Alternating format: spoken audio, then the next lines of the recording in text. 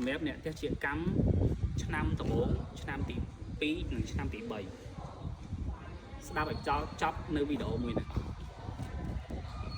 ជាធម្មតាទេសជាកម្មរបស់យើងធ្វើហើយថ្មីថ្មោងយើងតែងតែចង់ទទួលបានជោគជ័យទៅអត់ហ្នឹងហើយប៉ុន្តែអ្នកនរគ្នាតែងតែអត់សូវដឹងថាតើឆ្នាំទី1ឆ្នាំទី2ឆ្នាំទី3វាបានដល់កម្រិតណាទើបហៅថាផ្ទះជាកម្មជោគជ័យទទួលបានសត្វរស់នៅក្នុងផ្ទះប៉ុន្មានទទួលបានសម្បុកប៉ុន្មានហើយកំណើនជាប្រចាំខែជាប្រចាំត្រីមាសវាមានកំណើនប៉ុន្មានទើបហៅថាយើងទទួលបានជោគជ័យបាទនៅក្នុងឆ្នាំដំបូងខ្ញុំចង់និយាយចាប់ដើមពីនៅពេលដែលយើងបើកសម្លេងថ្ងៃទី1រហូតដល់ពាក់កណ្ដាលឆ្នាំដំបូងគឺខ្ញុំសរុបនៅពាក់កណ្ដាលឆ្នាំដំបូងគឺយើងអាចយើងមើលទៅលើចំនួននៃការសត្វដេកនៅក្នុងផ្ទះយើងអត់សូវមើលសម្បុកទេយើងមើលទីតាំងនៃការសត្វដេកគឺយើងមើលលិមុខរបស់វាយើងមើលលិមុខរបស់វាខ្ញុំនឹងហាច់អ្នកបងប្អូនឃើញពីលិមុខនេះពេលសត្វជាកម្មវាដេកនៅក្នុងផ្ទះរបស់យើងអញ្ចឹងមានថាកន្លែងដែលវាដេកគឺជា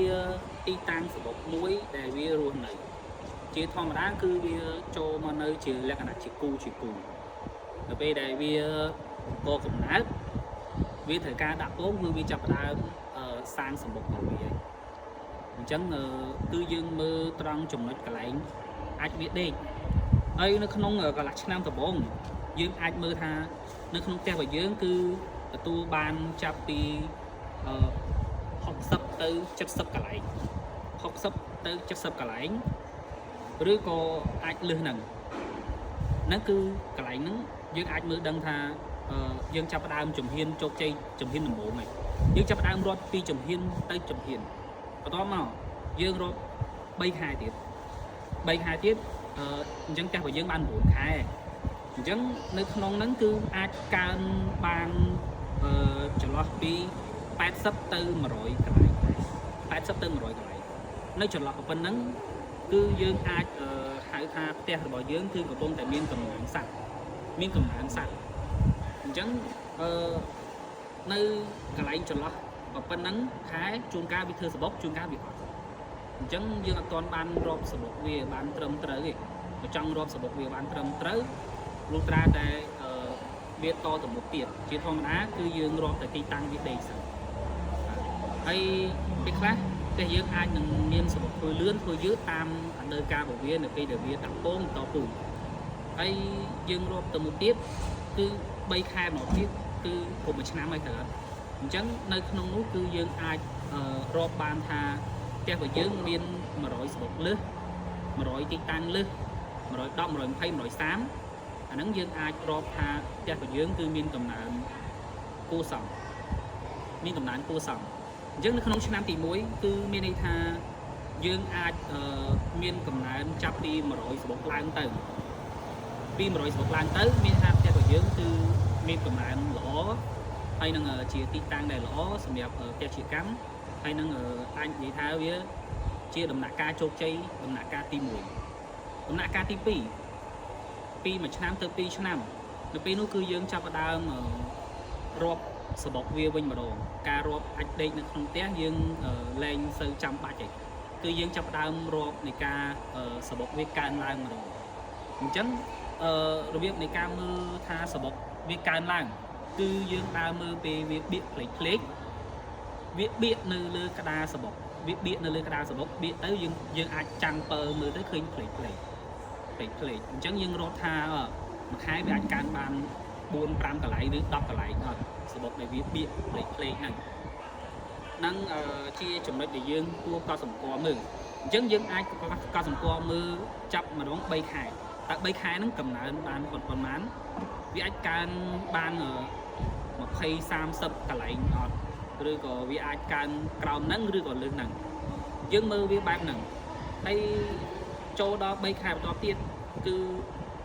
ជារយៈពេលដែលបាន1ឆ្នាំកន្លះអញ្ចឹងវាអាចនឹងកើនលឿនជាងមុនវាអាចបានដល់ទៅកន្លែងសបុកដែលវាបៀកហើយនឹងសបុកសរុបក្នុងផ្ទះហ្នឹងវាអាចកើនបានចូលដល់ទៅ160 170ទៅ200សបុកហើយ អាហ្នឹងយើងមើលតាមជាក់ស្ដែងអញ្ចឹងនៅក្នុងឆ្នាំបន្ទាប់នៅឆ្នាំទី2នេះវាមានកំណើនកើនឡើងលឿនជាងឆ្នាំទី1បើកាលណាវាកើនឡើងលឿនជាងឆ្នាំទី1មានន័យថាផ្ទះរបស់យើងគឺជាផ្ទះដែលមានកំណើនជោគជ័យដំណាក់កាលទី2បើសិនជាឆ្នាំទី2ហ្នឹងគឺការកើនឡើងយឺតជាងឆ្នាំទី1អញ្ចឹងផ្ទះរបស់យើងចាប់ផ្ដើមអត់សូវគេហៅថាបាត់អាភាគរយជោគជ័យហ្នឹងវាធ្លាក់មកទៀតវិញមូលហេតុឆ្នាំទី1សัตว์នៅឆ្នាំទី1ផ្ដើមវងលេងហើយនៅពេលដែលសัตว์មកជុំវិញហ្នឹងវាឃើញមានវងលេងវាចូលមកលេងដែរហើយវាចូលមករស់នៅក្នុងផ្ទះហ្នឹងហើយnămមួយទៀតវាបូកសរុបទាំងកូនឆ្នាំចាស់ជាមួយនឹងសัตว์ដែលយើងតាក់ទាញឆ្នាំថ្មីវាដាច់ខាតត្រូវតែមានកំណើនកើនលឿនជាងឆ្នាំទី1បើសិនជាវាកើនយឺតជាងឆ្នាំទី1មានថាផ្ទះរបស់យើងអាចថាវាមានបញ្ហាកន្លែងណាមួយ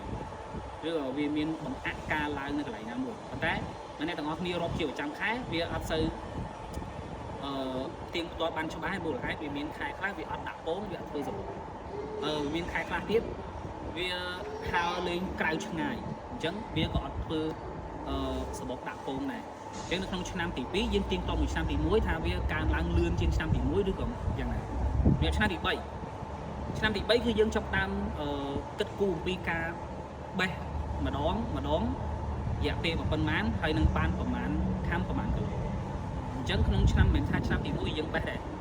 នៅចុងឆ្នាំទី1ចូលដល់ឆ្នាំទី2យើងនៅតែបន្តបេះដែរប៉ុន្តែយើងពីច្រើនយើងរាប់ទៀងទាត់ជាមួយនឹងឆ្នាំទី1ឆ្នាំទី3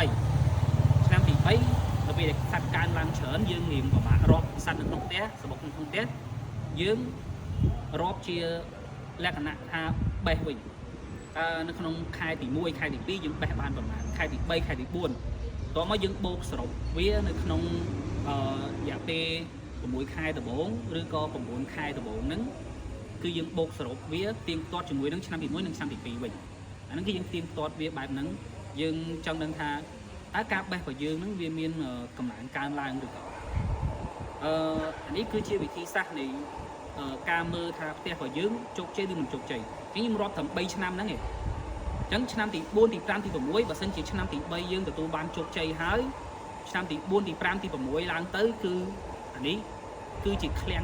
ប្រាក់របស់យើងឯងអញ្ចឹងគឺយើងត្រៀមទៅប្រមូលផលវាកើនឡើងលឿនខ្លាំងគឺត្រង់ថា3ឆ្នាំហ្នឹងនៅពេលដែលយើងចាប់ផ្ដើមទូលនៅផ្ទះហើយយើងប្រើកម្មវិធីនឹងតាក់ទាញសัตว์ឲ្យមកនៅបានច្រើនគឺ3ឆ្នាំហ្នឹងគឺលំមនឹងវងវាធំហើយកើតកូនកើតចៅបានលឿនបានច្រើនអញ្ចឹងឆ្នាំទី4ទី5ទី6ហ្នឹងគឺជាឆ្នាំដែលយើងកើបផលខ្លាំងអញ្ចឹងឆ្នាំទី1ទី2ទី3គឺជាពេលដែលយើងតាមដានដិតដល់យើងតាមដានវាខ្លាំងតាមដានខ្លាំងគឺត្រង់ថាតើកំណើនរបស់វាធៀបនឹងឆ្នាំចាស់វាយ៉ាងម៉េចបើវាកំណើនល្អជាងឧទាហរណ៍ឆ្នាំចាស់ឆ្នាំទី1ផ្ទះយើងមាន100សបុកឆ្នាំទី2ដាច់ខាតផ្ទះរបស់យើងត្រូវមានចាប់ពី200សបុកទៅ300សបុកទៅឆ្នាំទី3ដាច់ខាតផ្ទះយើងគឺត្រូវចាប់មានយើងត្រូវគិតជាការបេះវិញតែយើងបេះម្ដងយើងអាចបាន1គីឡូឬក៏1គីឡូកន្លះឡើងទៅគឺយើងមើលលក្ខណៈបែបហ្នឹងអញ្ចឹងបើយើងប្រៀបធៀប3ឆ្នាំហ្នឹងយើងមើលបានដិតដល់ហើយវាកើនឡើងតាមអ្វីដែលខ្ញុំរៀបរាប់ប្រាប់នោះចូលដល់ឆ្នាំទី4យើងនឹងឃើញពីភាពប្លែកខុសគ្នាយើងបេះបានចូលម្ដង2គីឡូ3គីឡូ4គីឡូតាមទីតាំងជាក់ស្ដែងដែលយើងបានធ្វើនេះគឺជាភាពជោគជ័យ3ដំណាក់កាលដែលខ្ញុំបានរៀបរាប់អញ្ចឹងឲ្យតែយើងឆ្លងផុត3ដំណាក់កាលមួយនេះគឺផ្ទះរបស់យើងមានន័យថាជោគជ័យហើយបើផ្ទះរបស់យើងចូល4ឆ្នាំហើយ3ឆ្នាំ4ឆ្នាំបេះបាន1គីឡូ7មេខាំ1គីឡូ7មេខាំហើយឆ្នាំទី5ក៏នៅតែ1គីឡូ7មេខាំមានន័យថាផ្ទះរបស់យើងមានបញ្ហាហើយផ្ទះរបស់យើងមានបញ្ហានៅត្រង់កន្លែងណាលុះត្រាតែអ្នកបច្ចេកទេសគេចុះទៅឆែកមើលវាអាចមានបញ្ហាទីតាំងបើเป็นបញ្ហាទីតាំងពាក់ព័ន្ធជាមួយនឹងថាតើផ្ទះរបស់យើងដែលមានសត្វលេងអត់ពាក់ព័ន្ធជាមួយនឹងបច្ចេកទេសខាងក្នុងតើនៅខាងក្នុងហ្នឹងមិនដែរតាមជាន់នីមួយវាយ៉ាងមិនដែរពាក់ព័ន្ធជាមួយនឹងបញ្ហាព័ន្ធ ផ្សេងដូចជាប្រព័ន្ធទឹកប្រព័ន្ធភ្លើងប្រព័ន្ធសំឡេង3ហ្នឹងគឺសំខាន់បើសិនជានៅកន្លែងតំបន់បងប្អូនឧស្សាហ៍ដាច់ភ្លើងទឹកវាមិនសូវធ្ងន់ធ្ងរប្រហែលទេហើយប្រព័ន្ធសំឡេងឧស្សាហ៍ដាច់សំឡេងឧស្សាហ៍ឆេះអីហ្នឹងអានគឺជាបញ្ហាដូចគ្នាអញ្ចឹងអ្នកទាំងអស់គ្នាក្នុងរយៈពេល1 2 3ឆ្នាំបើអ្នកទាំងអស់គ្នាតាមដានដិតដល់ហើយនឹងមានកំណើនកើនឡើងល្អដូចខ្ញុំបានរៀបរាប់តែអ្នកទាំងអស់គ្នាគឺជាកំណត់ទ្របដែលអ្នកទាំងអស់គ្នាយកមិនចេះរីងស្ងួតទេប៉ុន្តែបើសិនជាអ្នកទាំងអស់គ្នាមិនបានតាមដានឆ្នាំទី1ទី2ទី3ដិតដល់ទេហើយចាប់ឲ្យវាកើនឡើងតាមព្រេងវាសនាគឺការកើនឡើងហ្នឹងវាគេហៅថាវាហេងសូរយើងហេងយើងបានច្រើនអញ្ចឹងយើងសូរយើងបរាជ័យបែបបានសោះអញ្ចឹងអ្វីដែលខ្ញុំមានគឺប៉ុណ្ណឹងនៅពេលក្រោយៗទៀតខ្ញុំនឹងបង្ហាញជាបន្តបន្សំទៀតថានៅក្នុងផ្ទះជាកម្មរបស់យើងតែធ្វើម៉េចទៅបានជោគជ័យតែគ្រូបណ្ឌិតបែបណាតែយើងវាកត់សម្គាល់បែបណាទើបយើងដឹងថាផ្ទះរបស់យើងទទួលបានជោគជ័យឬក៏ជោគជ័យឆាប់នឹង